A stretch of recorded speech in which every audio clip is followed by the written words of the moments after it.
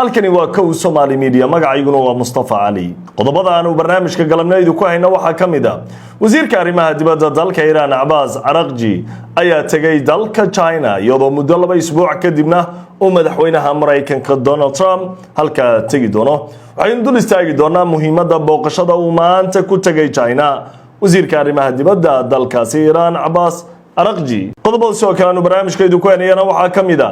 madaxweyne Donald Trump ayaa caruur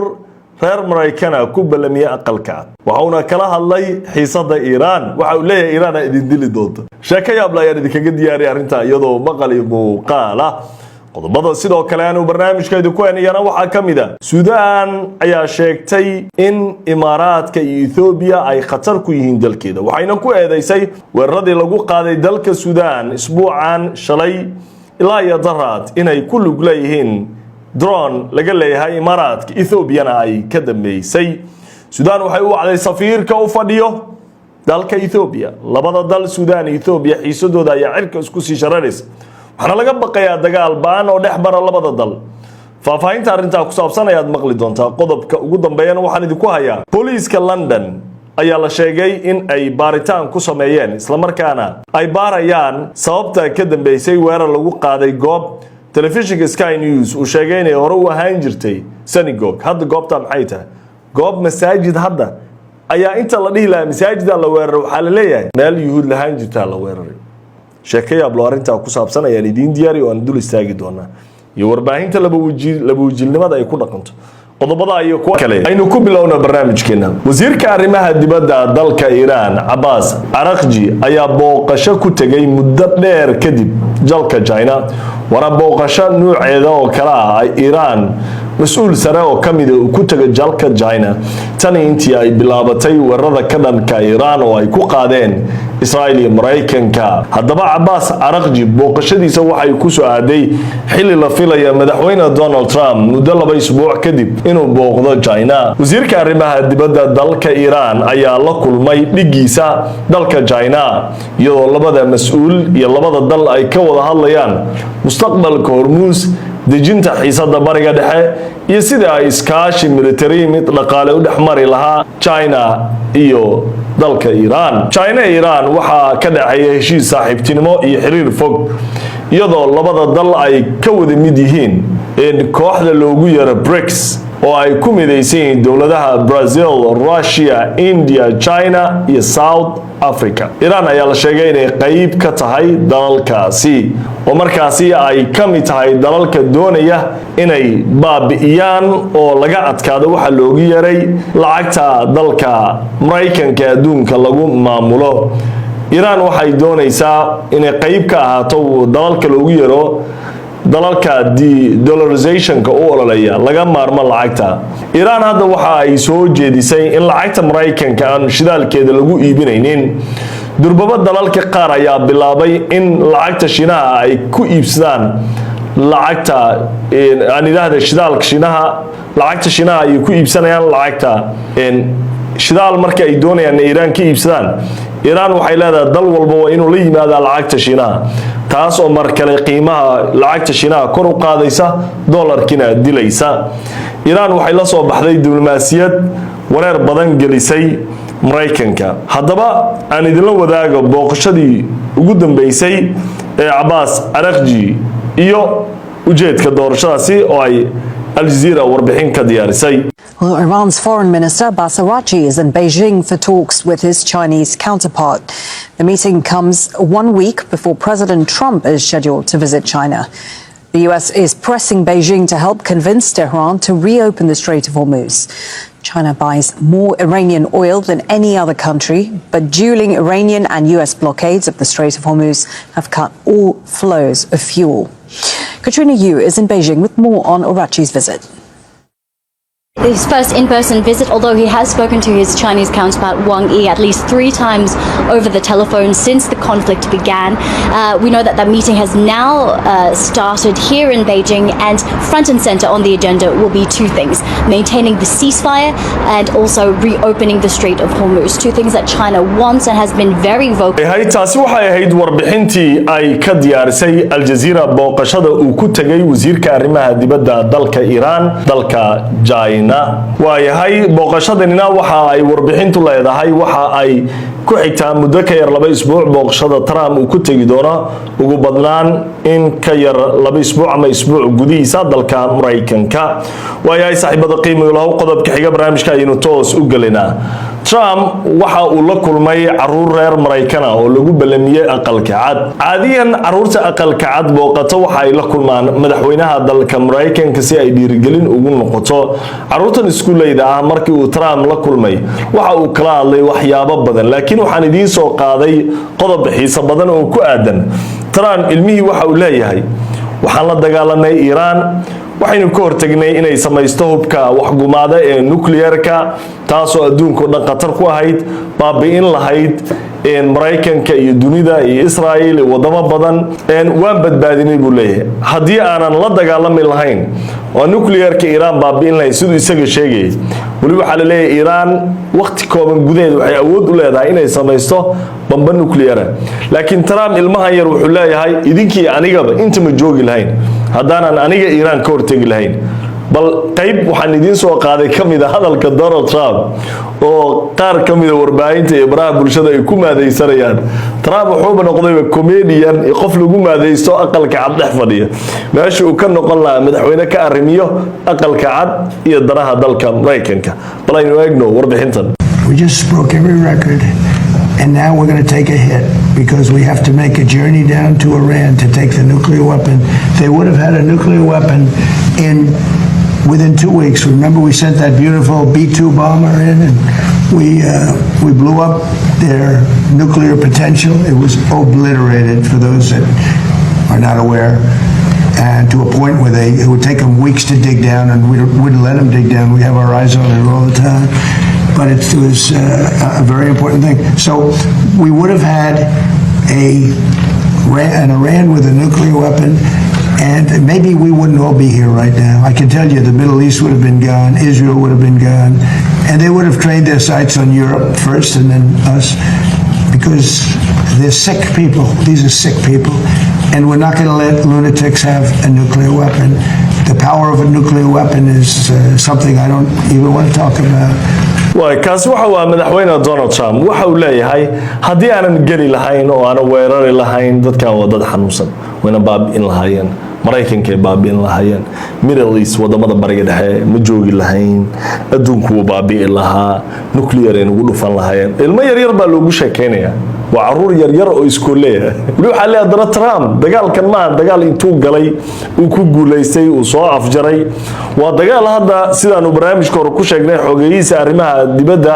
Marco Rubio oo ka codsanay UN-ka ay soo faragishtaan oo Iran wax laga qabto dawladaha adduunka ay la hadlaan si loo furo badeecada adduunka waayahay saaxiibada qiimiga loo waxaynu toos u galeynaa qodobka xiga barnaamij Suudaan dawladda dalka Suudaan ayaa ku eedeysay in drone Imaaraadka uu leeyahay lagu garaacay dalka weerarada lagu qaaday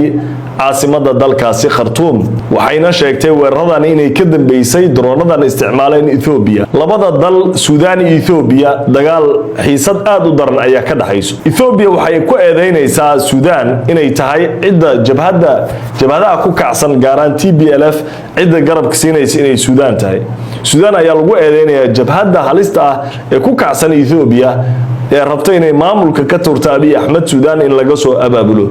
Suudaanna waxay ku eedeynaysaa Ethiopia in ay iyadu ka dambayso dhibaatooyinka khallaasaha ka socda dalkeeda waxay Suudaan dawladda Suudaan u yeeratay safiirka u fadhiya dalka Ethiopia waxayna Suudaan ku eedeysay Imaaraadka iyo Ethiopia inay ku xadgudbiyaan madax banaanida dalkaasi waxayna sheegtay drone iyo weeraradii ugu dambeeyay lagu qaaday caasimada dalkaas Khartoum oo ay dad ku dhinteen qaar kalena ku dhaawacmeen inay tahay mid laga soo abaabulay Ethiopia maalgelintuna ay lahayd Imaaraadka Carabta haddaba waxaan idin la wadaagayaa warbixin Al Jazeera iyo warbaahinta kale ay ka diyaariyeen xiisada dhanka diblomaasiyadda iyo siyaasadda iyo dagaal ee u dhaxeeya Suudaan iyo Ethiopia isla markaasna Imaaraadka Carabta la sheegay inay ku lug leedahay droneskeeda iyo maalgelintuna iyada ay leedahay bal aynu wada daawano warbixintan Sudan's recalled its ambassador to Ethiopia, accusing the government there of launching drones into its capital, Khartoum. A top army general says an investigation into Monday's incident revealed that the drones were supplied by the United Arab Emirates. Brigadier General Asim Awad Abdelwahab also said there were evidence previous attacks all came from the Ethiopian city of Bahir Dar. In the past, the UAE has denied allegations of any involvement in the Sudan conflict.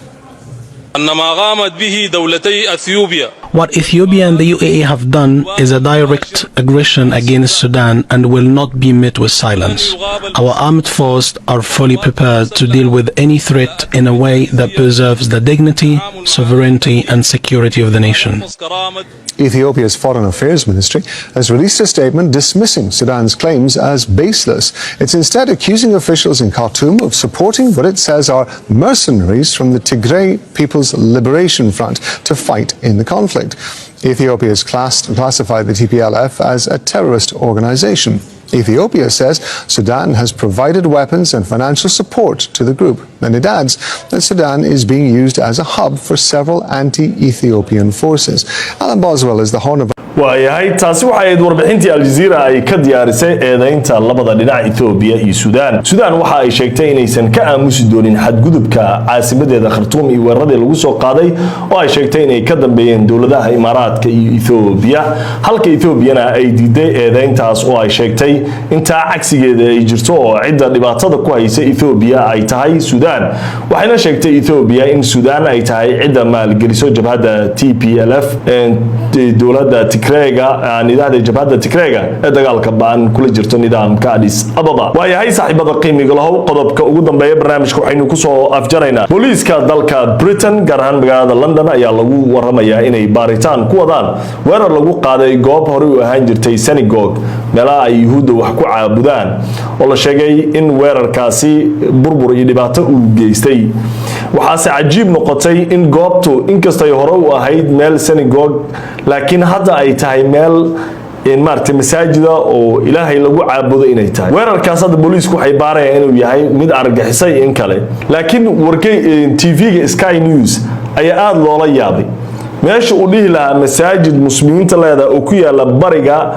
in London ayaa la weeraray waxa uu leeyahay goob synagogue ahaan jirtay oo maaragtay la weeraray kuna taala bariga London ayuu booliiska baaraya waxa arinta dadka ka falceliya kamida Sam oo ah xildhibaan golaha deegaanka kana tirsan xisbiga Green Party ee dalka Britain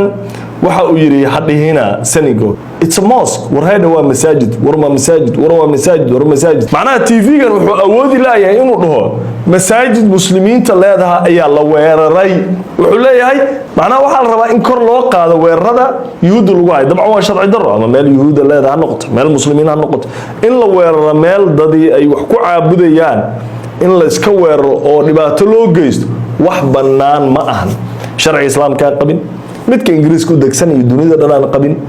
masaajid in la weeraro oo la iska burburiyo ama meel Yuhuud wax ku caabudo dad shacab waxba sameeynin ayaga Ilaahay wax ka dhaxay ayaga u taala laakiin qof inuu weeraran banaan telefishinka Sky News wuxuu awoodi laayahay inuu dhaho masaajida la weeraray laakiin Sam ayaa bal ila daawo sida wariyahan uu sharxay hadalkan. Some breaking news to bring you now from the Metropolitan Police. They say the counter-terrorism police are investigating arson at a former synagogue. It's a site in Nelson Street, Tower Hamlets. Police were called at 5:16 on Tuesday the 5th of May this morning by the London Fire Brigade to report of a fire at the site of the former synagogue. Officers were quickly on scene. Minor damage caused to a set of gates and to a lock at the front of the building. No reports of any persons injured. An initial inquiry looking at closed-circuit television indicate the fire was, quote, started intentionally at approximately 5:10, the incident being treated as arson. Counter-terrorism policing London are investigating, given the fact of the site being a former synagogue and the nature of the incident, the Metropolitan Police go on to say. And then finally, Commander Helen Flanagan, head of counter-terrorism policing London, which is leading the investigation, says this incident follows on from a number of arsons and attempted arsons targeting Jewish Londoners in the northwest southwest of the city, and we'll be considering any potential links as their investigation gets underway. Detectives are working quickly to gather evidence and identify those responsible. I would urge anyone with information to assist detectives or contact police. But like I say, the breaking news in the last few moments from the Metropolitan Police that counter-terrorism policing London are investigating a further arson incident at a former synagogue in Tower Hamlets in East London. We'll bring you more details on that as we get it. Just keep taking a quick look, see if there's anything else to bring. way sida aad maqlaysaan Sky News waxay leedahay waxaa la weeraray goob hore u ahaan jirtay synagogue dab ayaa la qabadsiiyay dab ayaa meesha ka qarxay ama ka bilowday booliiska ayaa baaray Tower Hamlet ay ku taala oo ka tirsan bariga magaalada London waxa cajiiba markaa sida uu leeyahay xildhibaankan ama golaha deegaanka xildhibaanka xisbiga Green Party it's a mosque qoraalkan ayuu leeyahay macnaha wuxuu leeyahay waa masaajid sidan ayuu qoranta wuxuu leeyahay it's a mosque waxay ku tusaysaa laba wajilaynta socota saaxiibada qiimiga leh oo barnaamijkeeni galabnimo oo aad kala socoteen kow Somali Media qaybtan waa inaga inta talinta aynu kulmeen barnaamijka mid ka xigo walaalkii Mustafa Ali oo idin leh nabadgelyada Ilaahay dushiina